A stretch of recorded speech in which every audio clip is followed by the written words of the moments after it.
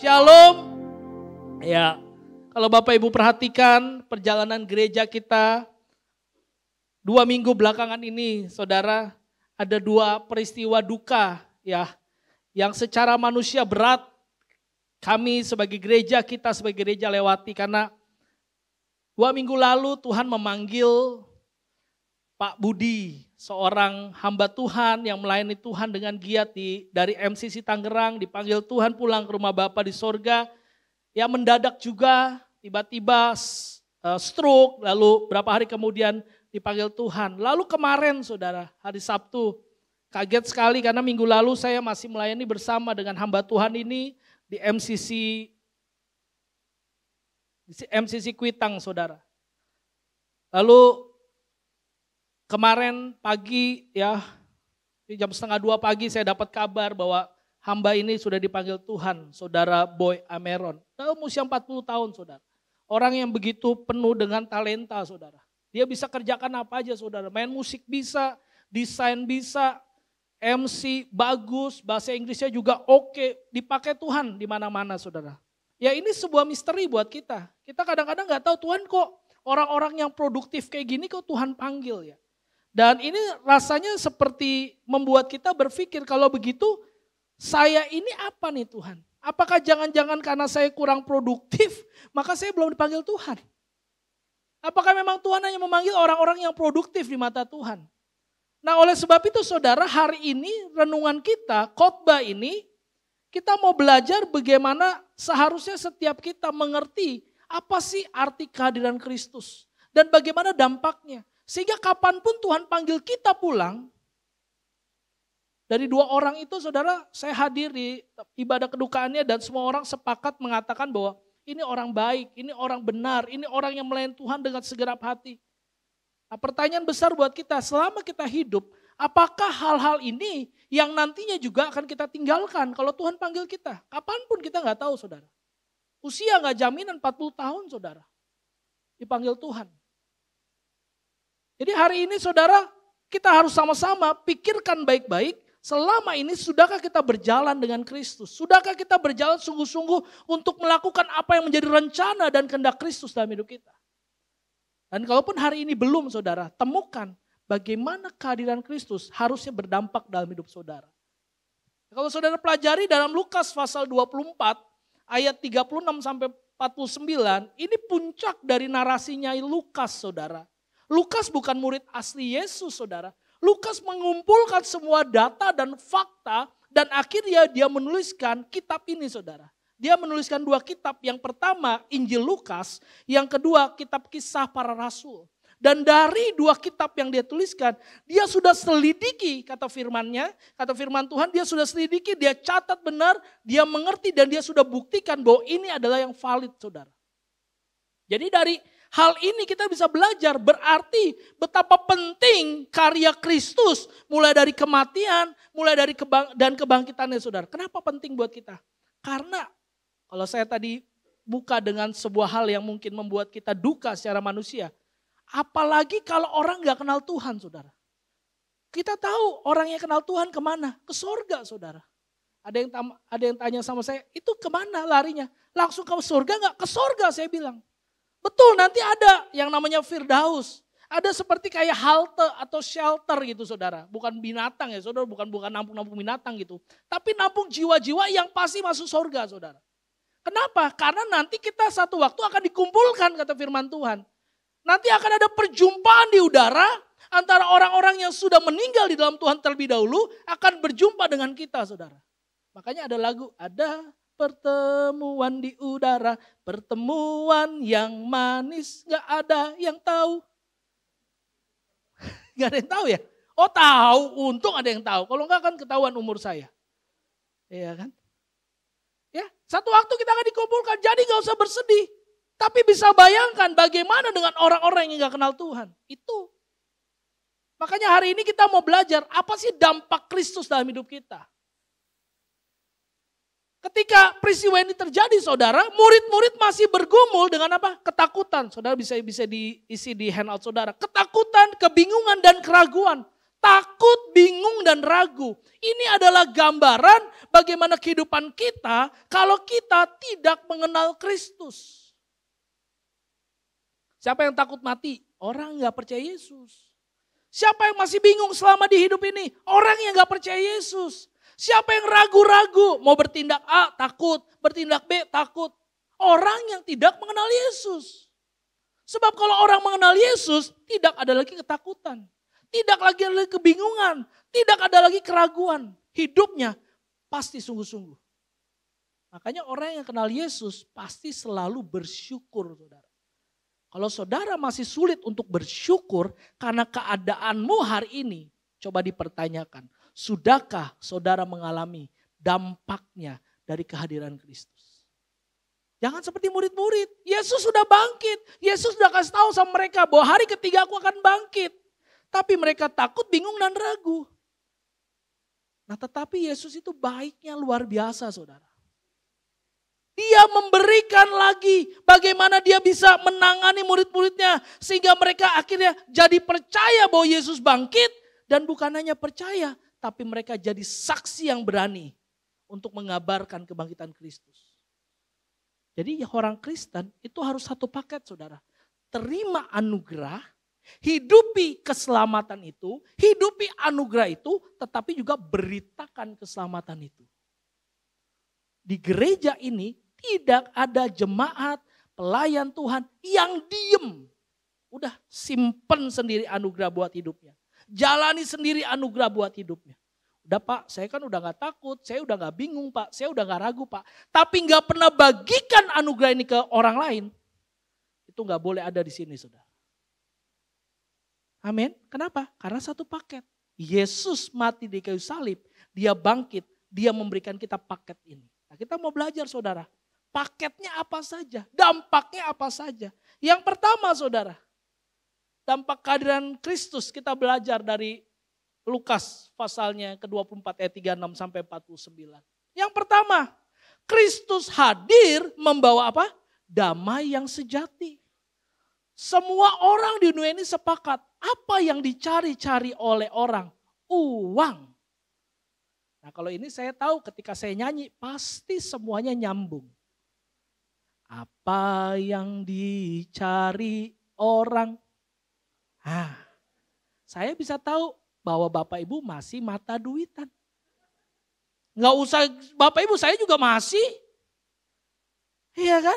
Saudara, semua orang cari uang karena berpikir dengan uang dia bisa damai. Coba cek sungguh-sungguh dalam hati Bapak Ibu. Apakah Bapak Ibu kalau udah punya uang otomatis ada damai? Belum tentu saudara. Boleh dicek. Mau cek di toko sebelah, mau cek di toko sebelahnya lagi. Tidak ada jaminan orang yang punya banyak uang hidupnya damai. Amin. Kalau enggak semua orang cuma cari uang, enggak ada yang cari Tuhan saudara. Tapi kalau kita ketemu dengan Tuhan, merasakan kehadiran Kristus. Lihat firman Tuhan bilang gini saudara. Ayat yang ke-36. Kita baca sama-sama. 1, 2, 3. Dan sementara mereka bercakap-cakap tentang hal-hal itu. Ini hal-hal apa saudara? Jadi kalau saudara baca perikop sebelumnya. Ini cerita peristiwa di mana Yesus akhirnya menampakkan diri kepada 2 orang murid yang lain. Waktu mereka pergi ke Emmaus saudara. Akhirnya mereka mengenal siapa Yesus. Mereka kembali ketemu dengan para rasul saat itu. Para murid saat itu yang sedang ada di loteng Yerusalem yang sedang ketakutan. Karena bingung, takut, ragu apakah Yesus benar bangkit atau enggak. Bagaimana nasib kita dong? Kita udah tinggalkan semua hal untuk ikut dia. Tapi sekarang dia mati gak ada kabarnya. Bagaimana dengan kami? Mereka semuanya bimbang. Lalu ada 2 orang murid yang lain yang sudah ketemu Yesus di jalan ke Emmaus itu. Mereka beritakan tentang hal ini kepada murid-murid. Dan mereka hanya cerita. Tapi kebimbangan, keraguan, ketakutan masih ada. Saya mau bilang gini sama Bapak Ibu Saudara. Mungkin benar di rumah Bapak Ibu sering bicara tentang firman Tuhan. Sering nyanyi lagu rohani. Tapi coba cek apakah itu bersinggungan dengan kedamaian dalam hatimu. Apakah ketika engkau nyanyikan pujian, baca Alkitab, baca firman Tuhan, berdoa, lalu hatimu damai? Atau rumah tangga masih ya berantem juga, gak apa-apa Pak. Ini kan proses Pak, yang penting saya kan baca firman. Apakah begitu saudara? Harusnya orang yang baca firman, memahami firman, tahu Kristus itu hadir, dia mengalami damai. Amin. Ya saudara, damai itu dicarinya di mana? Ya di dalam Kristus. Makanya firman Tuhan bilang ini, Yesus tiba-tiba apa? Berdiri di tengah-tengah mereka dan berkata kepada mereka apa? Damai sejahtera bagi kamu. Kenapa Lukas mencatat posisi Yesus ketika dia berdiri, saudara? Ada yang ngeh gak dengan ayat ini? Kenapa Lukas mencatat dan sementara mereka bercakap-cakap tentang hal-hal itu, Yesus tiba-tiba berdiri di samping kanan, atau di samping kiri, atau di belakang mereka. Kenapa Yesus dicatat oleh Lukas berdiri di tengah-tengah mereka? Menurut saudara, apa maksud Lukas? Apa yang sedang Lukas ingin sampaikan? Posisi Yesus di tengah-tengah kehidupan keluarga itu menentukan. Kalau Yesus hanya jadi second opinion, tatkala suami gak bisa lagi kerja, cari uang, cari nafkah, baru minta tolong Yesus. Beda. Ketika istri sudah tidak lagi berfungsi sebagai istri, baru cari Yesus. Beda. Ketika anak-anak udah lagi gak bisa menghormati orang tua, baru cari Yesus. Beda. Yesus harus tetap di pusat dari keluarga itu. Yesus harus berdiri di tengah-tengah dari setiap hal yang kita bicarakan setiap hari di keluarga kita, yang kita bicarakan dalam pekerjaan kita. Yesus harus jadi pusat di tengah-tengah gereja ini, saudara. Kalau Yesus bukan lagi pusat, hamba Tuhan yang jadi pusat, pendeta jadi pusat, kacau, saudara. Karena pendeta hamba Tuhan, gembala itu jagonya mengecewakan orang. Paling jago, saudara. Saya bilang aja apa adanya. Saya ini punya talenta untuk mengecewakan Bapak Ibu Saudara. Jadi ketika itu terjadi, Bapak Ibu jangan bingung. Karena saya punya talenta itu. Tapi Yesus tidak. Makanya Bapak Ibu ke gereja, jangan lihat pendeta, jangan lihat gembala, jangan lihat hamba Tuhan. Lihat siapa? Yesus. Tapi jangan juga pendeta, gembala, hamba Tuhan berkata, karena mereka lihat Yesus, gua hidup suka-suka. Itu juga sesat. Tapi kalau fokus saudara melihat Yesus yang ada di tengah-tengah keluarga saudara, senternya Yesus, pusatnya Yesus, segala masalah pasti bisa dilewati. Dan pasti ada apa katanya? Damai sejahtera bagi kamu. Karena Yesus cuma punya kalimat ini. Yesus gak pernah bilang gini, dasar kamu. Rajin berdoa, rajin pelayanan, rajin baca Alkitab, tapi kehidupanku memble. Yesus gak pernah bilang gitu.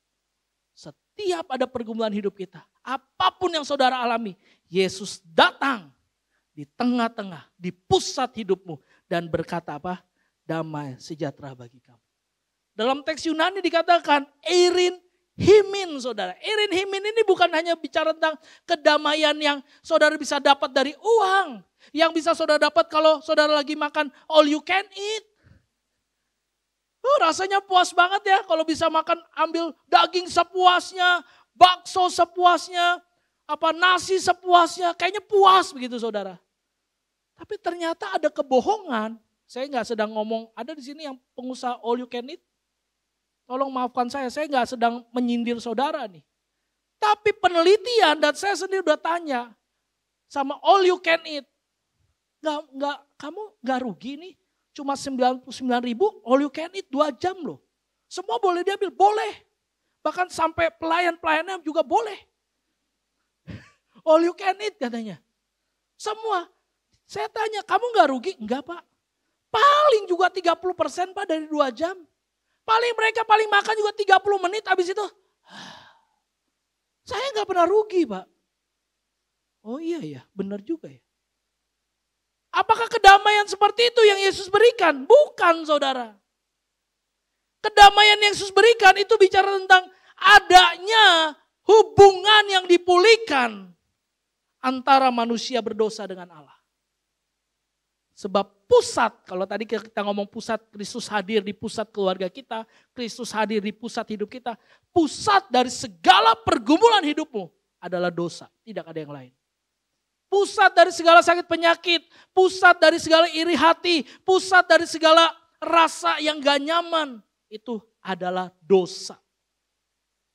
Dan dosa itulah, pusatnya itulah, biang keroknya itulah yang Yesus tebus di atas kayu salib. Jadi hubungan saudara sebagai manusia berdosa itu sudah dipulihkan dengan Allah. Itu sebabnya dalam Roma 5 ayat 1 kita baca sama-sama saudara. 1, 2, 3. Sebab itu apa katanya? Kita yang dibenarkan karena iman kepada Kristus. Terus kita hidup dalam damai sejahtera dengan Allah oleh karena Tuhan kita Yesus Kristus. Kenapa Rasul Paulus berkata orang yang hidup karena iman, dia punya damai sejahtera antara Allah dengan dia karena Yesus Kristus. Kenapa Paulus bilang ini saudara? Kenapa dia gak bilang, makanya kalau kamu percaya Yesus, kamu akan punya hubungan yang mesra, hubungan yang damai dengan sesamamu. Kenapa Paulus gak bilang gitu saudara? Bahkan Yesus bilang dalam firman-Nya juga, aku datang bukan bawa damai sebetulnya, aku datang bawa pedang kata Yesus. Jadi kedamaian apa yang Yesus tawarkan di ayat ini saudara? Kedamaian apa yang Paulus katakan dalam Roma 5 ayat 1? Jawabannya sederhana saudara. Kalau saudara damai dengan Allah, konsekuensinya, konsekuensi logis loh. Logis harusnya terjadi. Saudara akan damai dengan sesama. Gak ada tuh ceritanya suami cinta Tuhan tapi gak cinta istri. Gak ada. Istri cinta Tuhan tapi gak cinta suami, gak ada. Istri rajin banget kasih makan ke pendeta. Saya mesti tanya sama istri-istri kayak gitu. Saya senang dikasih makanan. Tapi saya mesti tanya, ibu masak buat siapa? Buat Papa Gembala. Supaya Bapak makin besar. Tapi saya lihat suaminya kurus kering. Saya tolak. Bu, sorry ya. Ibu gak usah perhatiin saya. Saya udah ada yang merhatiin. Coba kurang apa yang merhatiin saya? Dia perhatiin saya. Makanya saya bisa kayak gini. Jadi ibu perhatiin suami ibu dong. Suami juga gitu. Pastor, kita driving yuk. Asik. Kita naik motor yuk. Ayo. Saya bilang oke ayo. Kenapa? Lagi malas di rumah. Oh saya gak mau tuh gitu. Lagi bete nih pastor nih. Istri saya udah mau pulang. Udah dari Senin sampai Jumat saya kerja. Udah capek pastor. Sabtu saya pengennya nyantai di rumah. Istri saya ngebacot. Udah mendingan saya ikut komunitas di gereja. Saya bilang sesat pikir.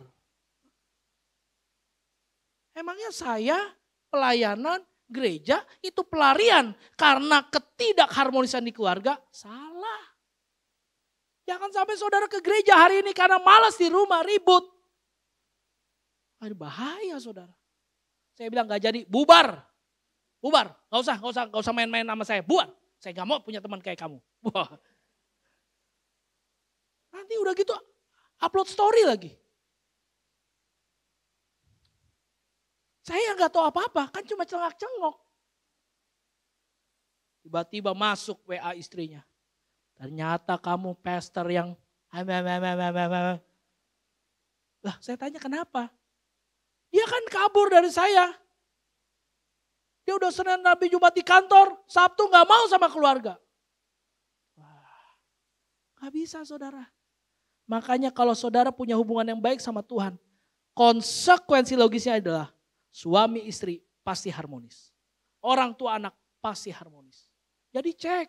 Jangan bilang sama saya rajin DBR, saya rajin firman Tuhan, saya bangun hubungan pribadi sama Tuhan. Tapi sama istri, anak, suami, hubungannya kacau. Gak bisa saudara.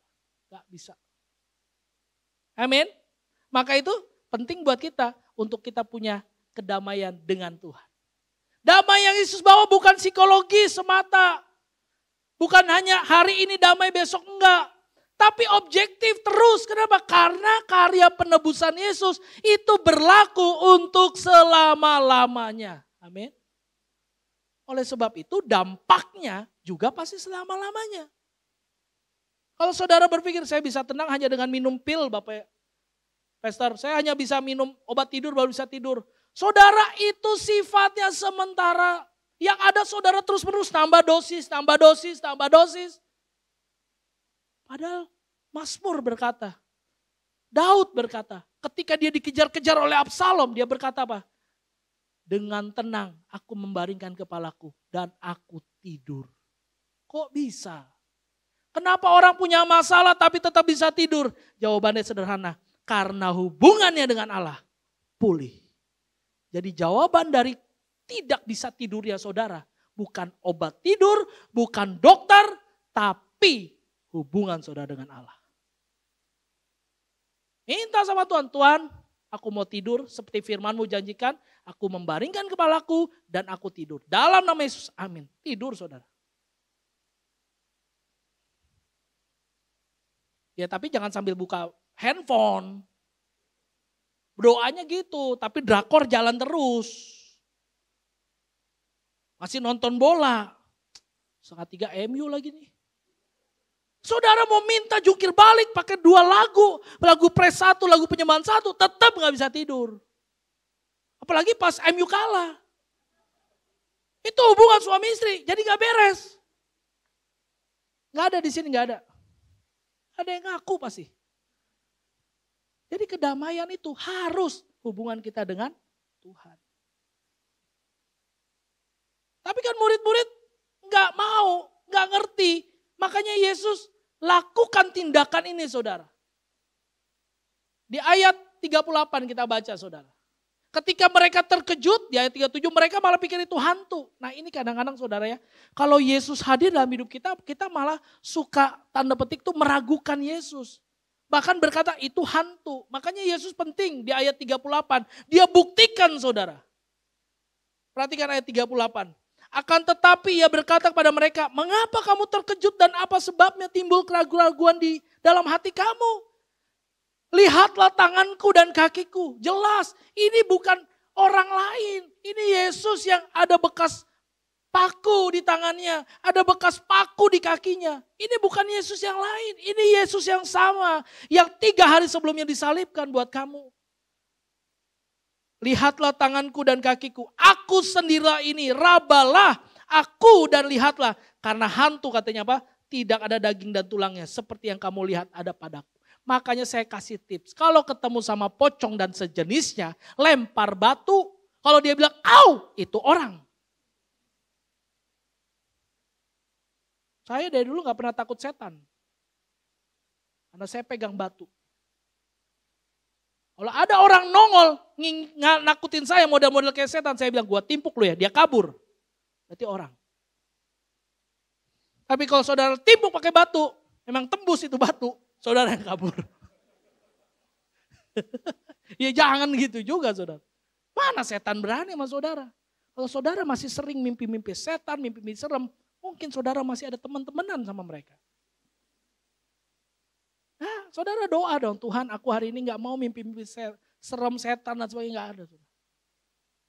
Gak ada, saudara gak ada hubungan sama setan dan apanya tuh, pabrik gula lah, hantu, siapalah itu. Jangan, makanya orang Kristen tuh jangan nonton-nonton yang gitu. Nonton tuh film-film yang lain gitu. Ya, yang itulah pokoknya yang lain. Taruh iklan lagi. Ayat 40. Sambil berkata demikian ia memperlihatkan tangan dan kakinya kepada mereka. Jelas ini Yesus yang benar. Bahkan waktu mereka belum percaya. Ini keren saudara. Dan ketika mereka belum percaya karena girangnya dan herannya. Lucunya orang Kristen. Dia girang, dia heran tapi tidak. Saya mau tanya. Kurang berkati apa Tuhan dalam hidupmu? Lagi butuh sesuatu tiba-tiba, ada. sakit, sembuh. Lagi punya beban berat, diangkat bebannya. Kurang apa Tuhan memberkati hidupmu, saudara? Tapi bukannya kita percaya, malah tidak percaya. Kita heran sama berkat Tuhan, kita girang sama berkat Tuhan, tapi kita nggak percaya sama sumber berkat itu. Ini manusia. Dan inilah yang membuat saudara akhirnya apa? Terus hidup di dalam keraguan. Tapi Yesus, lihat, keren saudara. Berkatalah ia kepada mereka apa? Adakah padamu makanan di sini? Mereka belum percaya sama bekas lubang salib itu di tangan dan kaki. Yesus minta, lalu mereka memberikan kepadanya sepotong ikan goreng. Kenapa Lukas nggak mencatat? Kenapa Lukas nggak mencatat hanya sepotong ikan? Kenapa harus ada definisi goreng? Saudara? Nah, saudara ketawa kan kalau saya bilang ini? Siapa di sini yang pernah pesan pecel lele tanpa digoreng? Ada yang pernah pesan, saya pesan ya apa? Nilainya digoreng apa bakar? Mentah. Ada? Kalau saudara makan gitu, setan. Benar, makanya Lukas penting. Meskipun saudara ketawa, kenapa harus ada kata goreng? Karena menunjukkan kalau Yesus makan ikan mentah, ini bukan manusia nih.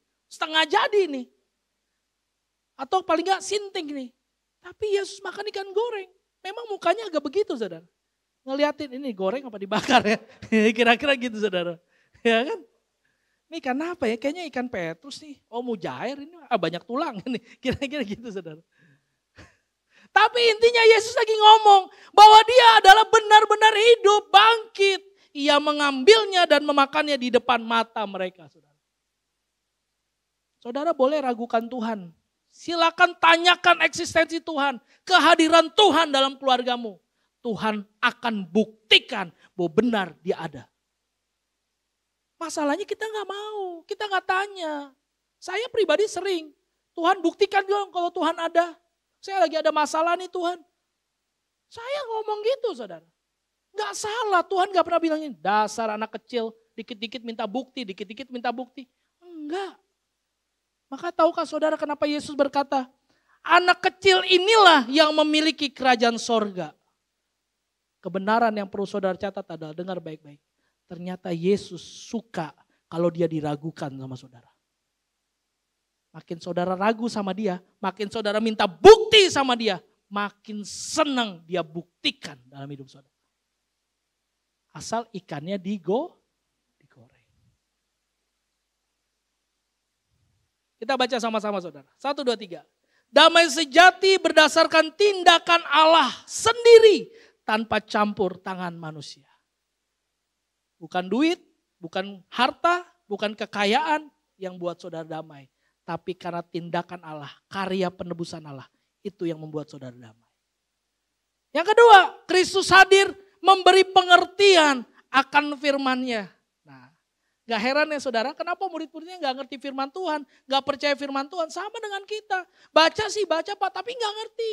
Nah hati-hati dengan pola pikir kayak gini saudara. Udah yang penting baca, ngerti gak ngerti belakangan. Hati-hati, ini juga sesat pikir. Ngapain saudara baca Alkitab kalau saudara gak ngerti Alkitab? Saudara kalau baca buku rekening saudara, saudara baca saldo saudara, saudara ngerti gak? Sedih gak? Karena ngerti, tinggal segini ya, nanti besok begini besok. Harus semua yang saudara baca itu ngerti, termasuk firman. Saya sama anak saya gitu. Pak, DBR dari apa? Ini. 5 menit. Dan kamu pendeta. Papa aja gak ngedan secepat kamu. Dia ngedan. Danin mah. Apa kamu baca apa kasih? Ya udah baca semua Pak, udah. Coba saya tanya kan, gak ngerti. Saya bilang duduk sini lagi, ayo kita diskusi. Bisa setengah jam, 1 jam. Saya buka bahasa Ibraninya. Saya eksegese. Ini keterangan waktunya, bentuknya. Ini partisip atau aktif. Wah, anak saya udah gitu. Tapi percayalah, itu yang membuat dia tidur nyenyak. Nah, saya mau kasih tahu sama Bapak Ibu, tips. Kalau anak Bapak Ibu susah disuruh tidur, ajak baca-baca Alkitab. Ceritakan tentang Alkitab, tunggu 5 menit dia tidur. Jadi Alkitab bukan hanya memberikan kita kekuatan, tapi memberikan kita kemampuan untuk tidur. Nah, yang sulit-sulit tidur kayak tadi, coba baca Alkitab. Pasti tidur. Dan pasti mimpinya Alkitab. Karena yang dibaca terakhir firman Tuhan. Kalau terakhir drakor perselingkuhan, bangun-bangun bisa gini, mana laki gue? Laki gue mana? Laki gue mana? Digon. Waduh, ada cewek. Oh, pelakor. Kenapa? Karena memorinya. Jangan ada yang mulai pukul-pukulan di situ ya. Ya, saya ngerti itu yang terjadi sama hidup saudara ya. Ya. Ayat 44 saudara. Ia berkata kepada mereka, inilah perkataanku yang telah kukatakan kepadamu ketika aku masih bersama-sama dengan kamu. Yesus udah ngomong. Ini hal yang udah disering ngomongin saudara. Yakni bahwa harus digenapi semua yang ada tertulis tentang aku dalam kitab Taurat Musa dan kitab Nabi-Nabi dan kitab Mazmur. Ini adalah 3 kitab utama. Ini yang disebut Taurat sama orang-orang Ibrani saudara. Kitab apa saja tadi? Kitab-kitab Musa, kitab-kitab Nabi-Nabi, dan kitab Mazmur. Ini kitab yang gak ada orang Yahudi gak ngerti saudara. Gak ada orang Yahudi baca saudara. Tapi jarang yang ngerti, betul. Makanya ayat 45. Lalu apa? Sudah catat di situ. Ia membuka pikiran mereka sehingga mereka mengerti kitab suci. Katanya kepada mereka, ada tertulis demikian. Mesias harus menderita dan bangkit dari antara orang mati pada hari yang ketiga.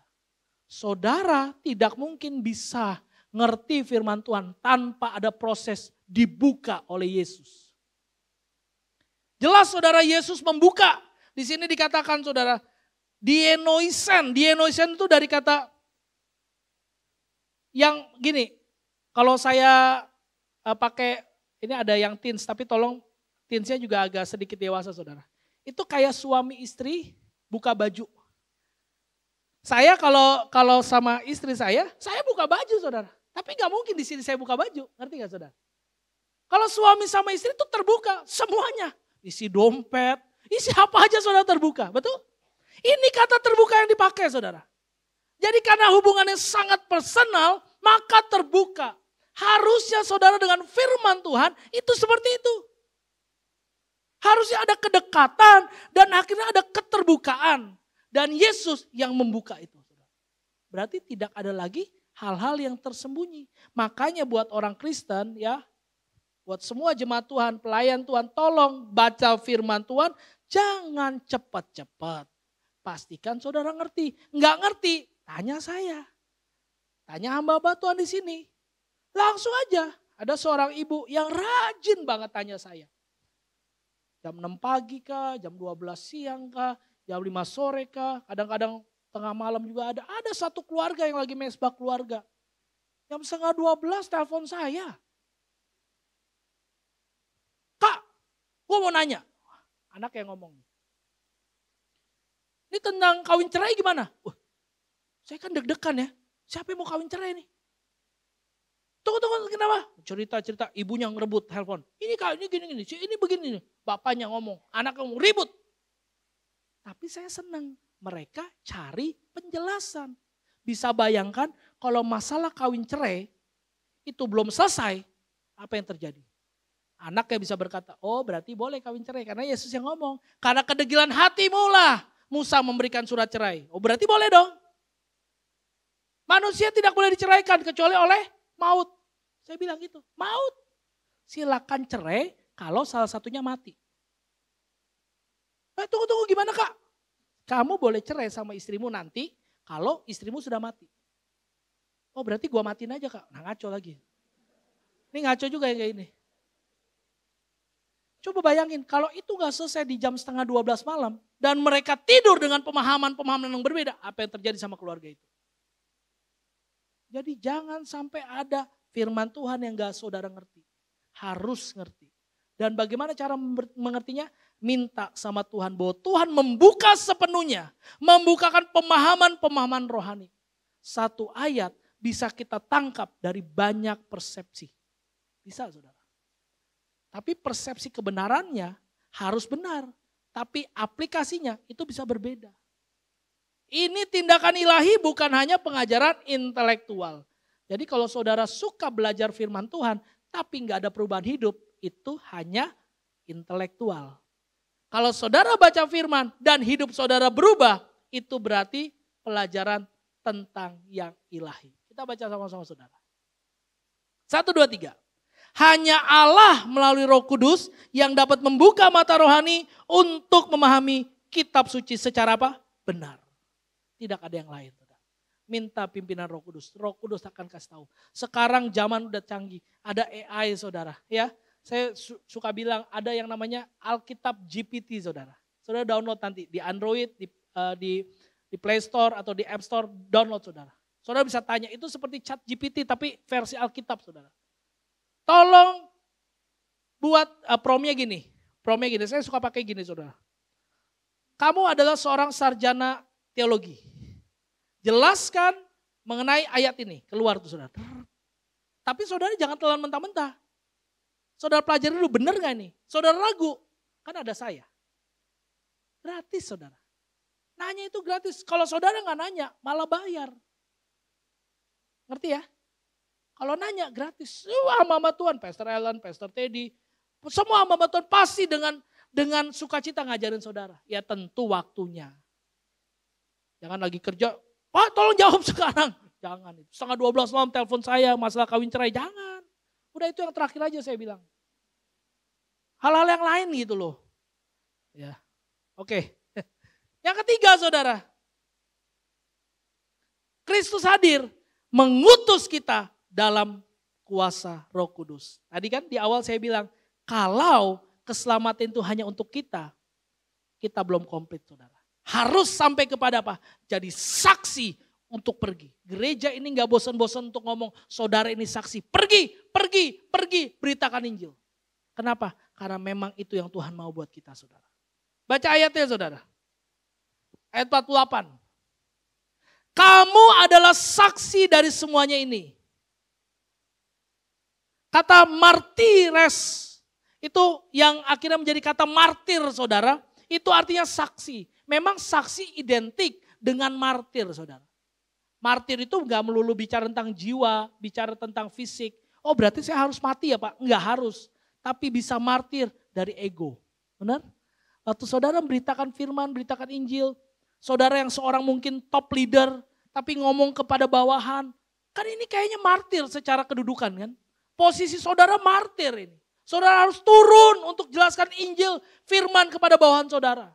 Bisa enggak? Bukankah sebelum Yesus disalib dalam perjamuan terakhir, ini yang Yesus lakukan.